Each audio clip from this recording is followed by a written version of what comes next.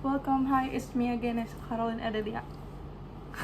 Hari ini gue mau bahas tentang ekspektasi dan apa jadinya kalau kita terlalu sering nurunin ekspektasi sampai itu jadi kebiasaan. Kayak orang-orang kan suka bilang kayak turunin ekspektasi lu biar lo kalau jatuh ya gak sakit-sakit amat.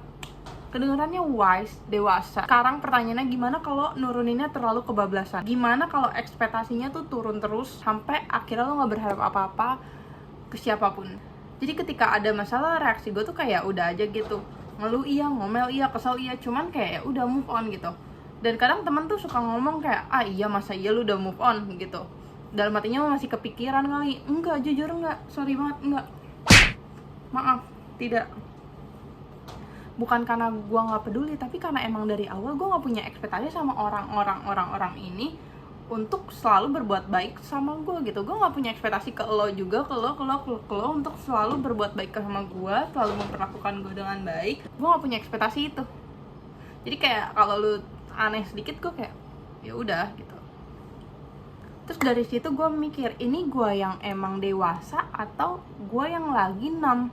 Ini gue yang bijak atau gue yang cuman capek kayak ngerasa jadi korban atau ngerasa sakit hati gitu. Karena di satu sisi hidup tanpa ekspektasi itu emang minim drama, damai banget, parah.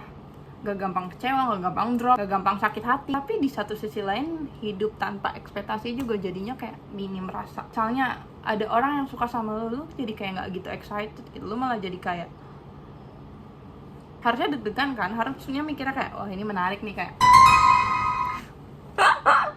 Tapi yang lu rasain kayak malah ya oh ya udah gitu. Jadi kayak lu jarang berharap, lu jarang nunggu, jarang excited gitu sama manusia. Dan jadinya lu jadi kayak nggak ngerasain rasa yang seharusnya bisa lo rasain.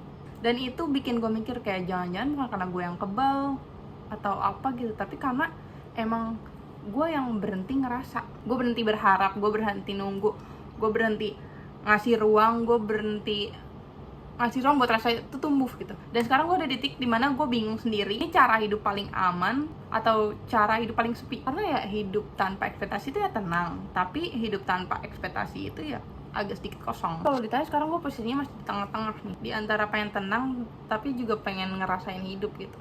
Sebenarnya gue juga ngerasain hidup, cuman kayak bingung aja ini gue feeling numb atau gimana. Tapi seiringnya waktu belajar lah gitu, gimana cara berharap yang sehat. Dan caranya mungkin sesimpel ini, gue kayak masih berharap tapi gue nggak naruh seluruh kebahagiaan gue ke satu orang. Gue tetap bisa excited tapi gue nggak jadiin ini manusia sebagai pusat hidup gue. Gue tetap boleh peduli tapi gue harus tetap jagain diri gue sendiri. Jadi belajar bedain mana berharap mana menggantungkan. Gue juga belajar satu hal, gue nggak bisa kontrol semua orang, gue cuma bisa kontrol diri gue sendiri. Respon gue, batasan gue, cara gue ngolah rasa. Jadi sekarang kalau gue berharap dan ternyata gue kecewa ya gue sedih, tapi nggak ya jatuh, sakit ya tapi nggak hancur banget. Karena ya gue tahu gue masih punya diri gue sendiri. Dan mungkin itulah yang disebut berharap dengan sehat, berani ngerasa tanpa kehilangan diri sendiri. That's it, itu aja dari gue untuk episode hari ini. So, bye-bye.